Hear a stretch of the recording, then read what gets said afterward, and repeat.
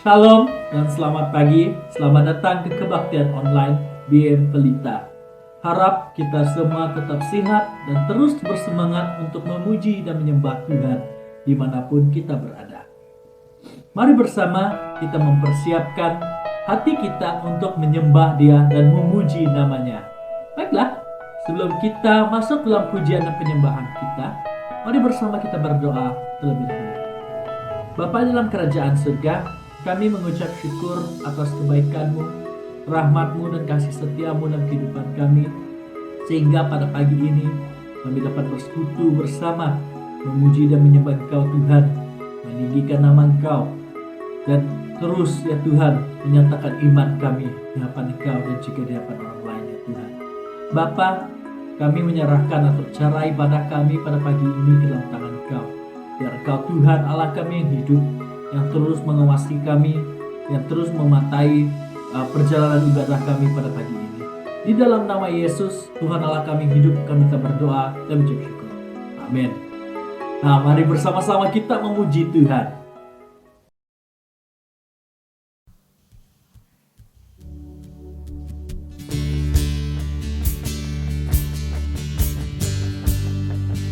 Let's praise Him this morning, church. Mari kita semua bangkit untuk menyembah Yesus.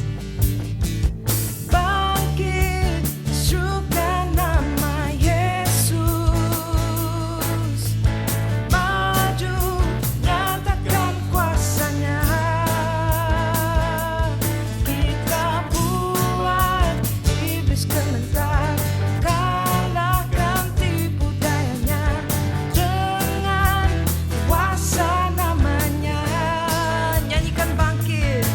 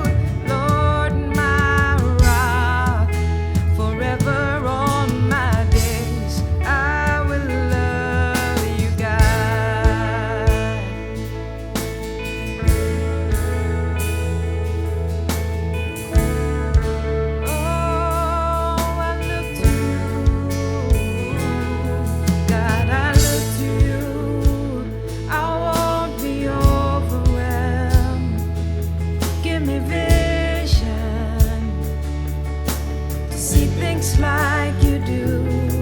God, I look to you. You're where my help comes from. Give me wisdom. You know just what to do. And I will love you, Lord, my strength. And I will love you, Lord, my shield. And I will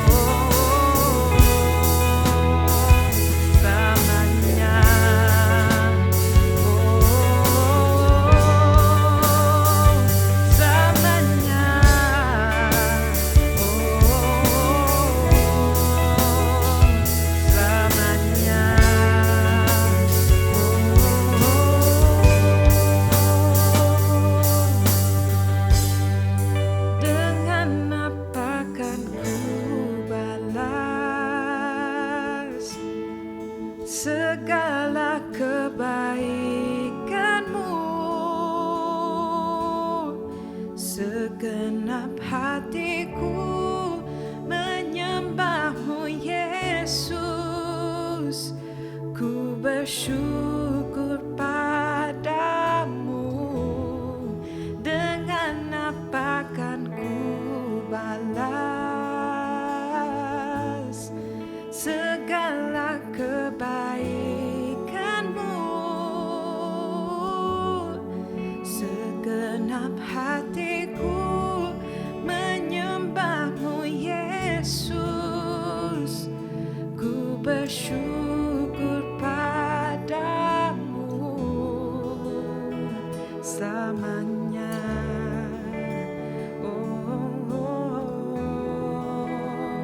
Selamanya.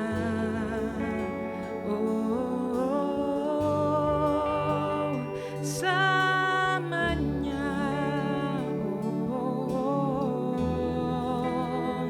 Selamanya.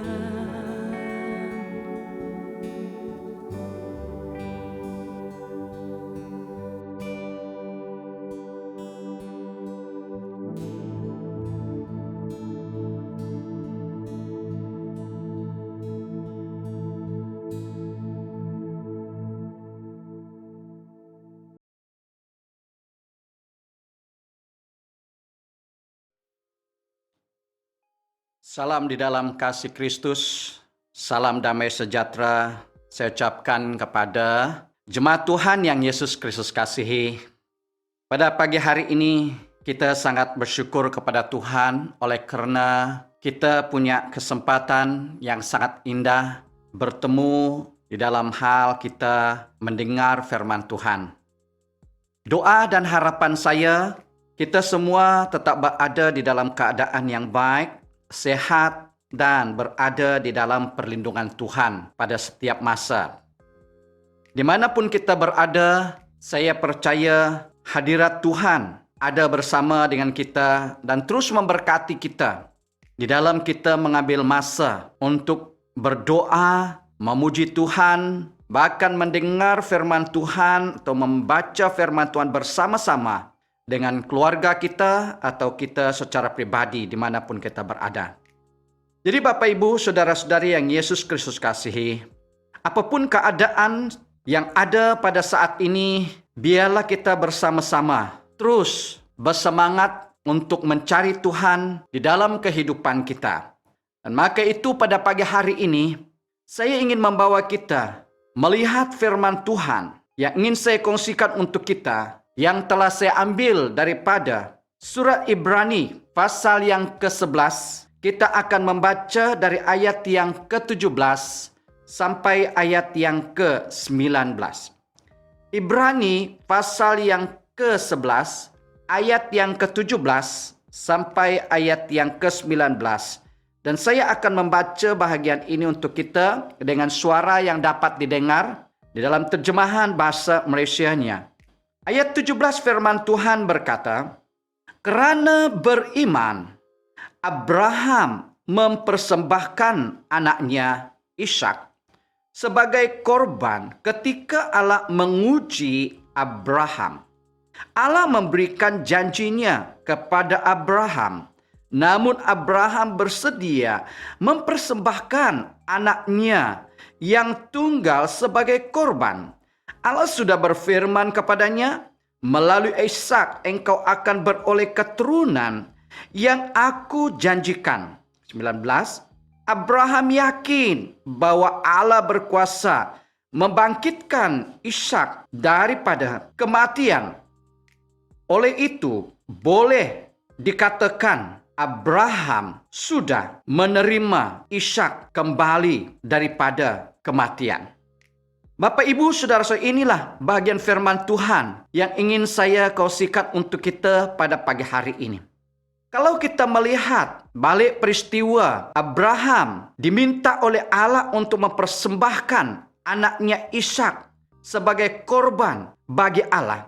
Di dalam Kejadian 22, pasal 22 kita melihat iman Abraham ketika mempersembahkan Ishak di Gunung Moria. Iman Abraham diuji paling tidak di dalam dua hal. Yang pertama, di mana dia diperintahkan untuk mempersembahkan miliknya yang paling baik dan paling disayangi kepada Allah. Yang kedua, dia diperintahkan untuk menyerahkan anak perjanjian kepada Allah. Masa depan Abraham hanya terjamin oleh hidupnya Ishak. Jika Ishak mati, bagaimana dengan janji Allah kepada Abraham? Dengan mempersembahkan anaknya ini, secara praktis Abraham membuktikan keyakinannya bahwa kematian bukan persoalan bagi Allah. Kematian bukan merupakan penghalang atau rintangan bagi Allah untuk menggenapi janjinya. Karena ia tahu dalam ayat yang telah kita baca berkata, Allah berkuasa membangkitkan orang-orang sekalipun di antara orang mati. Seakan-akan Abraham sudah pasti bahwa Tuhan tetap menggenapi janjinya. Jadi Bapak Ibu, saudara-saudari yang Yesus Kristus kasihi. Di dalam pasal yang ke-11 ini kita melihat bahwa bahagian ini berbicara tentang beberapa nama orang yang disebutkan di dalam bahagian ini, bahwa mereka adalah orang yang beriman. So, jadi pasal yang ke-11 ini memperlihatkan satu-satunya jenis iman yang dapat diterima oleh Allah, yaitu iman yang menang dalam situasi atau keadaan yang paling buruk sekalipun. Iman inilah yang mempercayai realitas rohani umat-umat Tuhan, menuntut kepada kebenaran, mencari Allah, mempercayai kebaikannya, memiliki keyakinan akan firman-Nya, menaati perintah-perintahnya, dan mengatur hidup sesuai dengan janji-janjinya. Dan inilah yang kita harus pahami tentang iman ini. Jadi secara pribadi saya memahami kalimat iman ini seperti ini. Satu keyakinan yang pasti yang ada di dalam pribadi seseorang itu, yang mengakui Allah yang dia percaya itu adalah Allah yang hidup, Allah yang setia di dalam janjinya, Allah yang berkuasa, Allah yang mampu melakukan segala sesuatu di dalam kehidupannya. Di dalam kita memiliki keyakinan ini, maka kita pasti mempunyai kekuatan yang luar biasa. Apapun keadaan-keadaan yang ada di sekitar kita, maka kita katakan, saya mengimani Allah yang saya percaya, Allah yang saya sembah itu adalah Allah yang hidup. Sebagai Allah yang hidup, apapun dia dapat melakukan. Maka itulah kita katakan, tidak ada yang mustahil bagi Allah. Jadi Bapak Ibu Saudara-saudari, daripada bahagian firman Tuhan ini, saya ingin membawa kita melihat firman Tuhan ini dengan satu tema yang berkata, iman membawa kita dari ujian kepada pujian. Iman membawa kita dari ujian kepada pujian. Bapak, Ibu, Saudara-saudari, kalau kita lihat di dalam bahagian yang telah kita baca tadi, kita melihat bahwa Abraham diminta untuk mempersembahkan anaknya Ishak sebagai korban kepada Allah.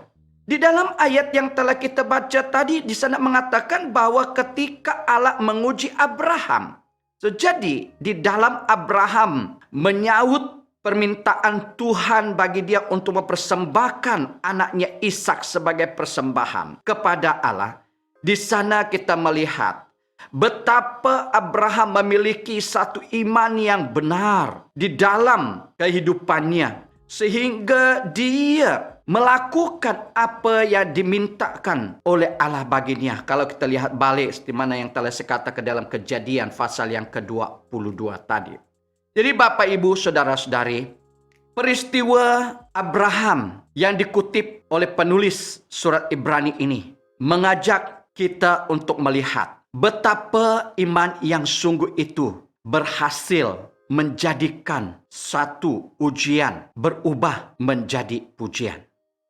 Banyak orang tidak senang atau tidak mau menerima ujian di dalam hidupnya. Karena untuk berhadapan dengan ujian itu pasti banyak perkara yang kita hadapi. pasti banyak perkara yang kita persiapkan. Contohnya, anak-anak kita yang bersekolah, kalau mereka bersiapkan diri atau persiapkan diri mereka untuk menghadapi ujian, mereka harus belajar dengan sungguh, menggunakan banyak masa dan sebagainya. So, kalau kita lihat, di dalam hidup kita sebagai orang Kristen, kita tidak terlepas daripada ujian. Dan ujian yang dimaksudkan di sini adalah keadaan atau sesuatu yang kita hadapi, yang kita lalui di dalam hidup kita, yang sangat-sangat kita rasakan, menekankan kita, membuatkan kita khawatir, membuatkan kita takut. Dan satu perkara yang harus kita fahami di dalam hidup kekristenan kita, bahwa tiap-tiap orang yang beriman itu mengalami ujian. Kita lihat Adam dan Hawa. Mereka adalah manusia yang pertama diperhadapkan dengan ujian ini. Kejadian 3 ayat yang ke-6. So, inilah hal yang kita harus lihat di dalam bahagian firman Tuhan ini. Yang pertama itu kita harus tahu, walaupun kita orang Kristen yang beriman, orang Kristen yang setia, yang kuat di dalam Tuhan, kita juga akan diperhadapkan dengan ujian. Abraham, bapa orang yang beriman, diuji. Dan itulah sebab namanya tercatat di dalam Ibrani pasal yang ke-11 ini. Kalau kita melihat kesaksian tokoh-tokoh iman yang tercatat di dalam pasal yang ke-11 ini, mereka semua melalui ujian iman mereka. Jadi oleh sebab itu, sebagai orang Kristen, kita pasti menghadapi kesulitan, pergumulan hidup, masalah, keadaan yang ada di sekitar kita ini. Dan kita harus menerimanya sebagai satu ujian yang akan membawa kita daripada ujian itu kepada pujian. Karena kalau kita lihat 1 Korintus pasal 3 ayat 13, di sana mengatakan bahwa tiap pekerjaan harus diuji. So, di dalam kehidupan kita yang percaya kepada Tuhan, ujian itu adalah ujian bagi iman kita, yang akan memperlihatkan di manakah kedudukan, keyakinan, pegangan kita kepada Allah yang kita percaya. Dan saya percaya Bapak, Ibu, Saudara-saudara, dalam keadaan yang kita hadapi pada saat ini, menimbulkan banyak persoalan bagi kita. Bagaimana dan apakah yang sebenarnya? Namun demikian, apapun keadaanmu pada saat ini, tenanglah dan kuatkan keyakinanmu kepada Tuhan. Percayalah Tuhan itu tetap mengedapi janjinya. Oleh sebab itu, iman membawa kita dari ujian kepada pujian itu adalah kita harus sadar, kita sebagai orang yang beriman pasti mengalami ujian atau melalui ujian ini. Yang kedua, iman yang membawa kita dari ujian kepada pujian ini adalah kita harus tahu bahwa tiap-tiap ujian yang kita hadapi itu tidak melebihi kemampuan kita, kekuatan kita. Dan itulah yang dikatakan oleh Paulus kepada jemaat Tuhan di dalam 1 Korintus pasal 10 ayat 13 itu. Apapun perkara yang kita hadapi, apapun situasi yang kita lalui, kita harus yakin, oh, Tuhan mengizinkan saya untuk melewati, melalui atau berada dalam keadaan ini karena Dia tahu di mana kekuatan, kemampuan saya. Itulah yang dimaksudkan oleh Paulus di sini, bahwa tiap-tiap ujian yang kita hadapi itu tidak melebihi kekuatan kita, di mana Dia berjanji Dia akan menunjukkan dan memberikan jalan keluar bagi kita. Dan saat kita memiliki pengertian ini, bahwa ujian yang kita hadapi itu tidak melebihi kekuatan atau kemampuan kita, itu akan memimpin kita untuk mencapai kemenangan, menerima pujian. Kalau kita lihat di dalam Yohanes 14 ayat yang ke-16, kita sangat bersyukur mengapa orang Kristen itu dapat menerima kemenangan saat dia berhadapan dengan ujian yang dia hadapi. oleh karena ada Roh Kudus sebagai penolongnya di dalam setiap masa. Karena itu yang dijanjikan oleh Yesus bagi orang-orang yang percaya. Maka itu Bapak, Ibu, Saudara-saudari, marilah kita bersama-sama menguatkan semangat kita. Apapun keadaan yang kita lalui, yang bagaikan ujian terhadap iman kita, ketahuilah semuanya itu tidak melebihi kekuatan atau kemampuan kita. Karena Tuhan berjanji, Dia tetap bersama dengan kita. Karena Dia telah memberi seorang penolong, yaitu Roh Kudus, yang membimbing kita, memberikan kita petunjuk, dan memberikan kita hikmat bahwa kita dapat melewati semuanya. Yang ketiga, di dalam kita melihat bahwa iman membawa kita dari ujian kepada pujian ini, kita harus pahami bahwa tiap ujian yang kita alami itu mempunyai tujuan. Sehingga kita katakan bahwa Allah punya hikmah di dalam segala perkara. Dan itu akan membimbing kita dan dapat meyakinkan kita dengan berkata, Tuhan turut bekerja di dalam segala perkara. Maka itulah Paulus mengajak jemaat Tuhan di Tesalonika mengucap syukur di dalam segala perkara. Karena dia tahu senang susahnya Tuhan mempunyai tujuan. Tuhan mempunyai hikmah di dalam segalanya. Maka itu Bapak, Ibu, Saudara-saudari, di dalam kita memiliki keyakinan yang pasti bahwa ujian yang kita hadapi itu mempunyai tujuan yang baik bagi kita. Itulah iman yang membawa kita dari ujian kepada pujian. Yang keempat, di dalam kita diperhadapkan dengan ujian itu, kita harus sadar bahwa sesudah ujian itu ada pujian. Bapak, Ibu, Saudara-saudari, kalau kita lihat di dalam Roma pasal yang keempat ayat yang ke-11, Abraham mendapat pujian, bapa segala orang percaya, karena dia telah melewati segala ujian itu dengan tekun, tetap meyakinkan Tuhan tetap bersama dengan dia. Di dalam ayat yang telah kita baca tadi, di dalam ayat yang ke-10 berkata, Abraham yakin bahwa Allah berkuasa membangkitkan Ishak daripada kematian. Oleh itu, boleh dikatakan Abraham sudah menerima Ishak kembali daripada kematian. Karena dia tahu akhir daripada ujian yang dihadapi itu, dia pasti memiliki sesuatu perkara yang lebih indah daripada apa yang dia lewati itu. Sehingga akhirnya Abraham menerima janji Allah itu. Sehingga dia menjadi bapa segala orang yang percaya. Bapak, Ibu, Saudara-saudari, setelah kita melewati segala kesulitan hidup, bagaikan ujian itu, sama ada kita diolok, sama ada kita dihina, ada kita diperkatakan oleh orang dan sebagainya. Kita harus tahu, akhir daripada semuanya, kita akan menerima pujian. Dan pujian itu bukan daripada orang-orang yang dalam dunia ini. Ianya bukan kata-kata sanjungan daripada manusia dalam dunia ini. Tetapi itu akan kita terima daripada Allah Bapa kita di surga. Yang mana dikatakan dalam firman Tuhan, baik sekali perbuatanku, hai hambaku yang setia. Inilah kata-kata yang kita rindu dan ingin kita dengar saat kita berhadapan atau bertemu dengan Sang Pencipta kita.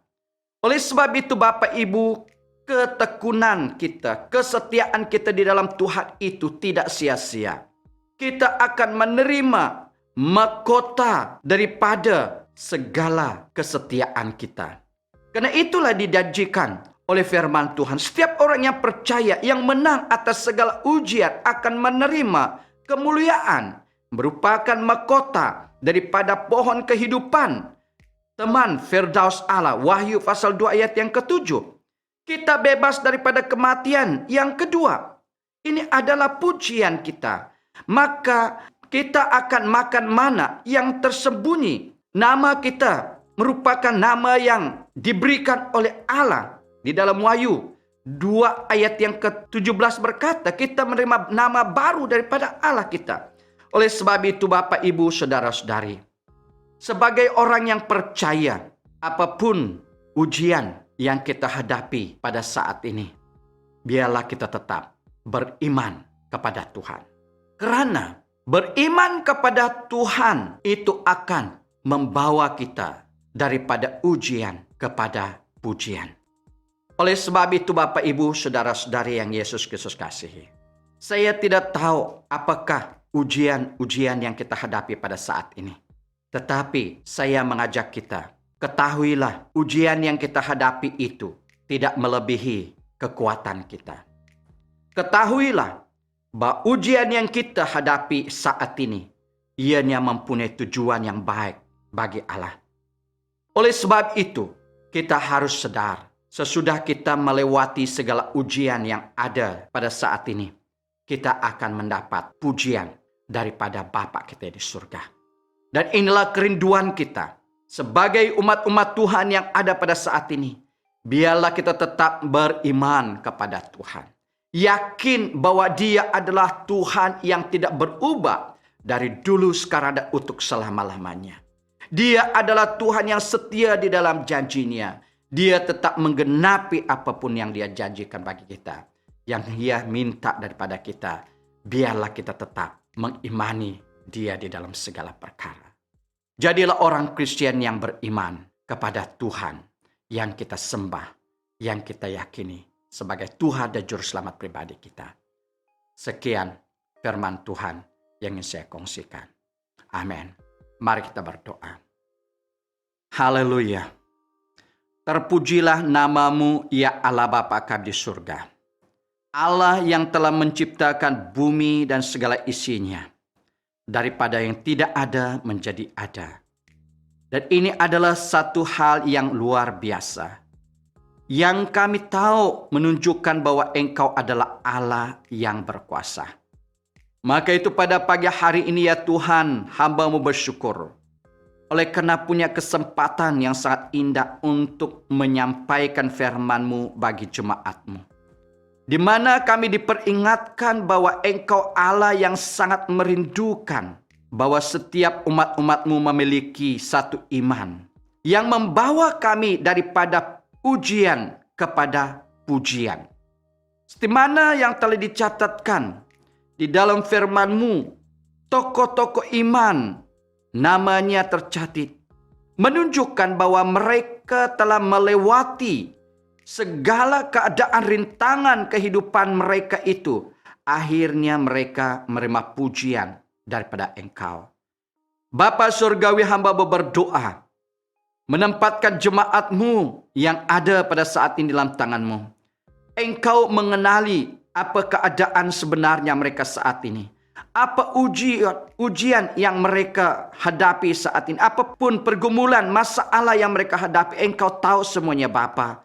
Oleh sebab itu Bapa, hamba berdoa, biarlah Engkau menaruhkan iman di dalam hidup mereka. Supaya mereka tetap melihat Engkau sebagai Tuhan yang berkuasa.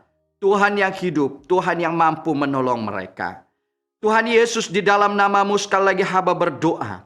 Menempatkan jemaat-Mu ini ke dalam tangan-Mu. Mohon agar Engkau terus melindungi. Engkau terus membungkusi jemaat-Mu di dalam darah-Mu Yesus Kristus.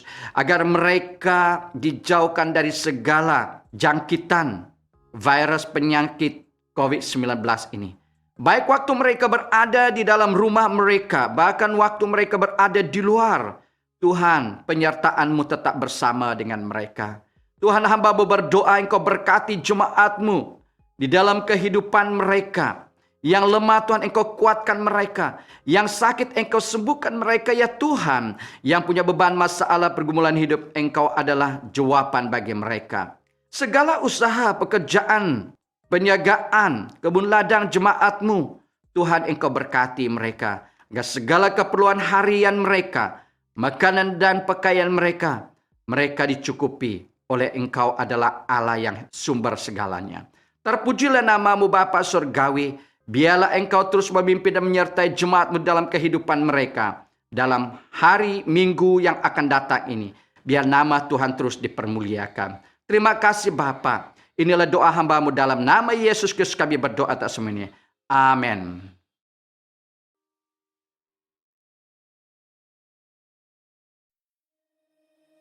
Pihak gereja ingin memaklumkan bahwa gereja sudah dibuka pada setiap hari Selasa ke Jumaat dari pukul 9 pagi hingga 4 petang.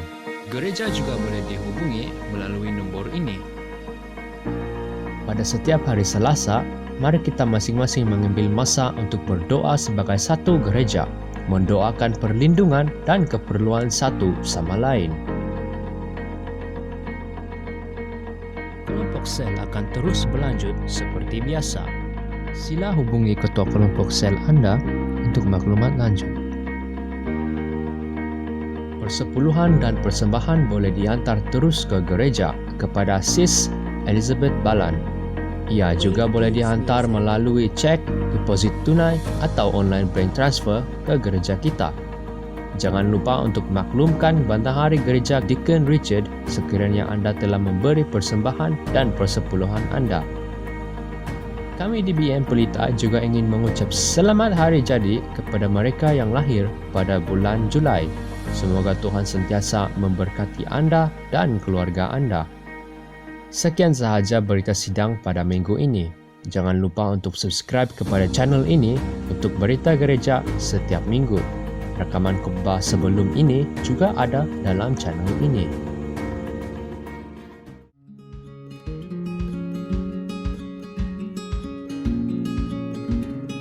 Shalom jemaat Tuhan, syukur kepada Tuhan karena kita masih lagi dapat bersama-sama memuliakan dan meninggikan nama Tuhan pada kebaktian ibadah secara online pada hari ini.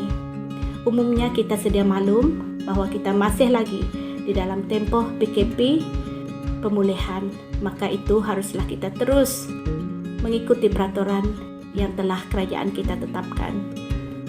Kepada saudara-saudara yang bersama dengan keluarga saat ini, agar terus berada dalam keadaan sehat dan baik sentiasa, dan kepada yang jauh daripada keluarga dan tidak berkesempatan untuk bertemu dengan keluarga, biarlah Tuhan memberikan saudara kekuatan dan sukacita. Jangan khawatir saudara, karena kita punya gembala yang baik yang sentiasa menyertai, memelihara dan melindungi kita. Tuhan Yesus punya rencana yang luar biasa bagi setiap kita. Terus kekal berada di rumah dan terus jaga kesehatan dan kebersihan diri. Damai sejahtera daripada Allah Bapa melimpah di dalam kehidupan kita, dan Tuhan Yesus memberkati.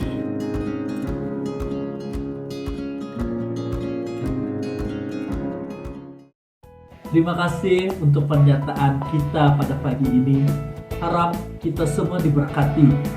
Jangan lupa untuk like dan subscribe YouTube channel kita, Pelita Kreatif.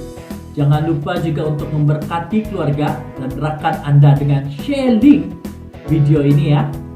Jumpa lagi minggu depan. Tuhan memberkati.